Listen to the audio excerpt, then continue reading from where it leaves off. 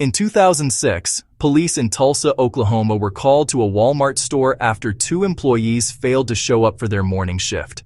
At first, it sounded like a routine welfare check, but when officers entered the building, they immediately knew something was wrong. Inside the store, after hours, two Walmart employees had been shot and killed. There were no signs of forced entry, no broken doors, no smashed windows, and strangely, nothing had been stolen. From the very beginning, detectives understood one thing clearly. This crime would not be solved by witnesses or confessions. It would be solved by evidence. The victims were Laura Hudson and David Oglesby. Both were trusted overnight employees, responsible for restocking and store maintenance while the building was closed to the public. They were experienced. They knew the store layout. They understood security procedures, which meant something important. Whoever killed them didn't break in. They were already inside.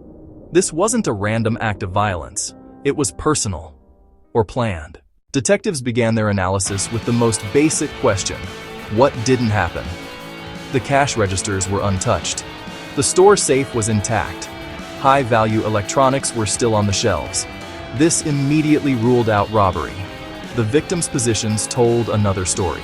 They weren't caught off guard in a struggle. They weren't running. They were controlled. This wasn't chaos. This was execution. Investigators initially considered an outside intruder, but that theory fell apart quickly. No alarms were triggered. No forced entry points existed. No security barriers were breached. The killer moved freely, confidently. That level of access narrowed the suspect list dramatically. Now detectives focused on employees, specifically who had access after hours and who knew where the cameras were. Walmart stores are covered in surveillance cameras. Aisles, entrances, stock rooms. Nearly every movement is recorded. Detectives pulled hours of footage and began reviewing it minute by minute. That's when they noticed something unsettling. One employee's movements didn't make sense. There were unexplained gaps in their timeline, moments where the person should have appeared on camera, but didn't. When investigators matched surveillance footage with time clock data, the inconsistencies multiplied. The footage wasn't just recording movement, it was exposing deception. Detectives reconstructed the entire night. They tracked when employees arrived, when they clocked in, when they passed specific cameras, when victims were last seen alive. This created a forensic timeline, not based on memory, but on machines.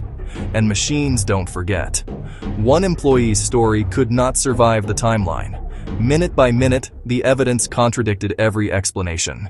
Ballistics analysis confirmed both victims were killed with the same firearm. Trajectory analysis showed the shots were deliberate and controlled. Gunshot residue testing indicated close-range discharge. There was no panic firing, no struggle. Every forensic marker pointed to the same conclusion. This was planned, and the person responsible knew exactly what they were doing. When detectives confronted the suspect with the evidence, the story began to unravel. Surveillance footage contradicted statements. Timelines exposed lies. Forensic data closed every escape route. There was nowhere left to hide. The arrest wasn't based on emotion. It was based on proof, camera by camera, minute by minute. The Walmart murders were not solved by luck. They were solved by patience, precision, and evidence. This case is a reminder that even in silence, the truth leaves a trail. This has been True Forensics, where evidence speaks and lies don't last forever.